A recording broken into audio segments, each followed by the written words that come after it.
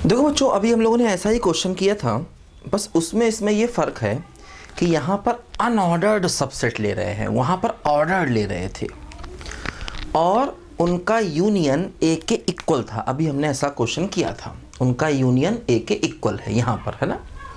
अब यहाँ पर अनऑर्डर्ड सबसेट ले रहे हैं, मतलब सबसेट्स को पहचान नहीं रहे, मतलब एक जैसे केसेस नहीं ले सकते। जैसे अभी तक क्या था कि हम मान लो जैसे P अगर ये है एक्स वाई, है ना, और Q मान लो Z है, और P को मान लें Z और Q को मान लें एक्स वाई, तो ये दोनों केसेस अभी तक हम अलग अलग मान के चल रहे थे क्योंकि हम ऑर्डर्ड ले रहे थे, है ना। P और Q अलग अलग थे, लेकिन अगर अनऑर्डर्ड लेंगे तो इन दोनों केस को एक मानेंगे। अब देखो क्या होगा।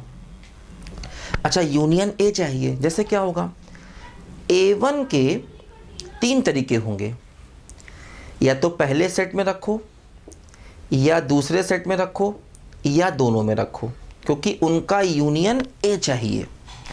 यूनियन ए कब आएगा? जब वो एलिमेंट किसी ना किसी में दिखाई दे, या तो ए में दिखाई दे, है ना, या तो पी में दिखाई दे, या क्यू में दिखाई दे, या दोनों में दिखाई दे, तब उसका यूनियन ए के बराबर आ जाएगा। ध्यान दो।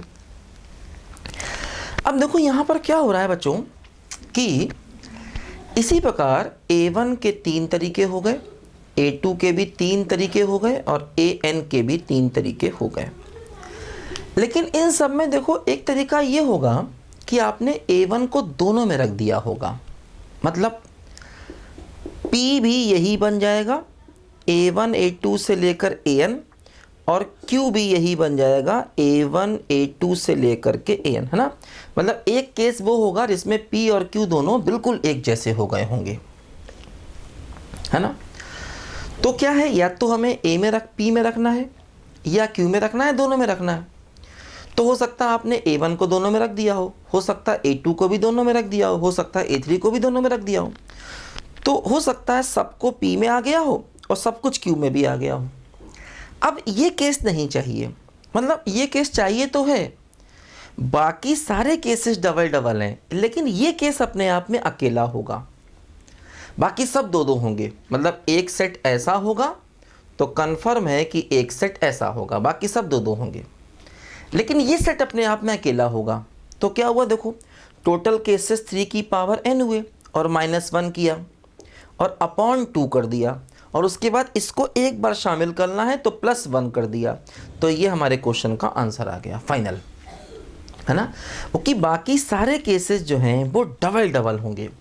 जैसे मान लो P हो सकता ऐसा हो, है ना, A1 हो, A2 हो, ऐसे करके, और Q हो सकता ऐसा हो, A3 हो, A4 हो। तो ये एक केस है। अब इसी का एक उल्टा केस भी होगा कि P में A3 A4 होगा और Q में A1 A2 होगा, लेकिन वो दोनों सेम माने जाएंगे। तो बाकी सब केस इस प्रकार के डबल डबल होंगे, तो उनको 2 से डिवाइड करना है ना। तो क्या हुआ एक्चुअली, अगर जैसे हम मान लो यहाँ पर 3 की पावर n करें और 3 की पावर n को 2 से डिवाइड करना चाहें तो वो डिवाइड भी नहीं होगा, क्योंकि 3 की पावर n वो 2 से डिवाइड नहीं होगा, क्योंकि 3 की पावर 2 9 है, वो 2 से डिवाइड नहीं होगा।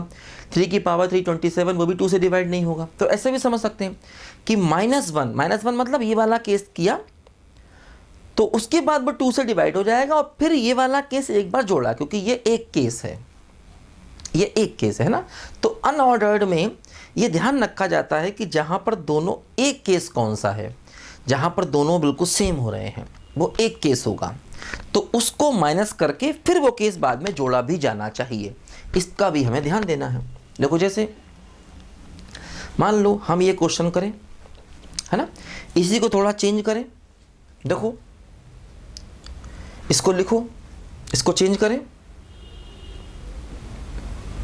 मान लो हम ऐसा कहें, इफ, देखो ऐसा कहें, there intersection has only one element. मान लो ऐसा क्वेश्चन कहें।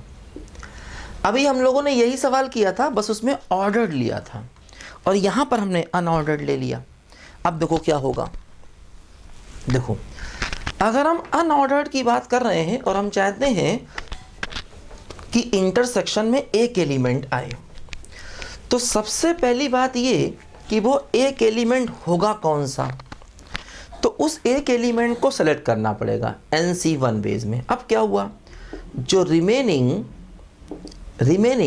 n-1 एलिमेंट्स बचे, है ना, जो n-1 एलिमेंट बचे उन सबके साथ में क्या होगा, या तो उनको P में रखेंगे या Q में रखेंगे या कहीं नहीं रखेंगे, नॉट P नॉट Q, क्योंकि हम चाहते हैं बाकी एलिमेंट कोई भी कॉमन ना आए।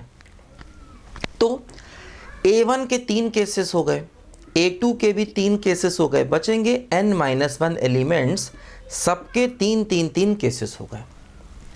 तो टोटल आंसर क्या हो जाता है, NC1 इंटू 3 की पावर n-1, है ना, यहाँ से 3 क्या हो जाएगा, 3 की पावर n-1 हो जाएगा। ठीक, अब लेकिन देखो इसमें एक केस ऐसा आएगा कि जहाँ पर P में भी अकेला ही एलिमेंट होगा और Q में भी अकेला ही एलिमेंट होगा, एक केस वो होगा, क्योंकि आप कह रहे हो बाकी सबको रखने के 3 तरीके हैं। तो हो सकता है आपने A1 को भी किसी में ना रखा हो, A2 को भी किसी में ना रखा हो और AN को भी किसी में ना रखा हो। तो अगर आपने किसी में नहीं रखा तो इसका मतलब जो आपने ये एलिमेंट चुना था NC1, जो दोनों में डालना था, जिससे कि उनके इंटरसेक्शन में सिर्फ एक एलिमेंट आए, तो क्या किया, वो NC1 तरीके से एक एलिमेंट को सेलेक्ट किया और वो दोनों में रख दिया। तो एक केस ऐसा होगा, है ना, क्योंकि बाकियों को हो सकता आपने किसी में ना रखा हो। तो उस एक केस को माइनस करो, इस वाले केस को माइनस कर रहे हैं, और फिर 2 से डिवाइड करो, फिर यही केस +1 कर दो। तो ये हमारे क्वेश्चन का फाइनल आंसर होगा। NC1 तरीके से एक एलिमेंट चुना जाएगा। ठीक, अब उस चुने गए एलिमेंट को हम दोनों में रखेंगे, वो दोनों में आ गया। फिर बाकियों के सबके 3 केस होंगे, तो NC1 इंटू 3 की पावर n-1। लेकिन अगर मान लो बाकी सब एलिमेंट हमने यही किए, दोनों में किसी में नहीं रखा, तो A1 को भी किसी में नहीं रखा, A2 में, तो इसका मतलब P और Q में एक एलिमेंट बचेंगे। तो ये अकेला केस है, इस केस को माइनस किया और 2 से डिवाइड किया, क्योंकि बाकी सब केस डबल होंगे। इस केस को माइनस के 2 से डिवाइड किया और फिर ये केस वापस जोड़ना भी है, इसलिए +1 कर दिया फाइनली। तो ऐसे हमें ये वाले क्वेश्चन करने हैं अनऑर्डर्ड वाले, ध्यान दो। ठीक है, लिखो, थोड़े से कंफ्यूजिंग है, लेकिन लैंग्वेज में मैंने आपको बिल्कुल क्लियर समझाया कि ऑर्डर्ड और अनऑर्डर्ड 2 बातों का ध्यान रखना है। डिफरेंट वर्ड कोई किताब, कोई IIT जनरली यूज़ नहीं करती है, एक आध जगह मुश्किल से यूज़ किया गया है, तो ऑर्डर्ड वर्ड यूज़ करेंगे या अनऑर्डर्ड वर्ड यूज़ करेंगे, ध्यान देना। डिफरेंट में क्या होता है, ये +1 नहीं करते, बस अगर डिफरेंट कह दिया जाए, डिफरेंट में वापस उसको नहीं लाते, क्योंकि P और Q बिल्कुल अलग अलग चाहिए, है ना, तो उसको वापस हम नहीं लाते। खैर डिफरेंट में ये सवाल नहीं बनेगा कि इंटरसेक्शन में एक एलिमेंट है, अगर वो डिफरेंट है तो इंटरसेक्शन में एक एलिमेंट कैसे आ सकता है, इंटरसेक्शन में कुछ भी नहीं आएगा। डिफरेंट का सवाल तब बनेगा जब उनका इंटरसेक्शन 5 बोलेंगे, जब उनका इंटरसेक्शन 5 बोलेंगे तभी वो डिफरेंट वाला सवाल बनेगा। अगर इंटरसेक्शन में एक एलिमेंट ले लिया तो डिफरेंट कैसे होंगे, फिर वे तो डिफरेंट हो ही नहीं सकते, क्योंकि देखो दोनों सेम होना ही है, क्योंकि एक एलिमेंट दोनों में होना चाहिए कॉमन, कम से कम, है ना, कम से कम एक एलिमेंट दोनों में कॉमन होना चाहिए, है ना, तो वो डिफरेंट उस केस में नहीं बनेंगे, ध्यान देना। ठीक है, तो क्योंकि इंटरसेक्शन में एक कॉमन एलिमेंट हमको चाहिए। ठीक है, तो खैर डिफरेंट वर्ड यूज़ नहीं होगा, ऑर्डर्ड और अनऑर्डर्ड का ध्यान रखना पड़ेगा। लिखो ज़रा बच्चों ध्यान से इसको।